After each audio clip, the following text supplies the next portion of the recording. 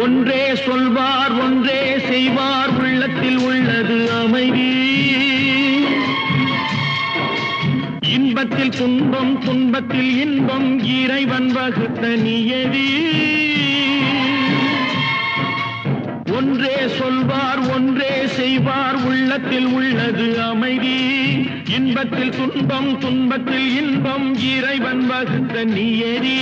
சொல்லுக்கு செய்கை பொன்னாகும் வரும் துன்பத்தில் இன்பம் பட்டாகும்.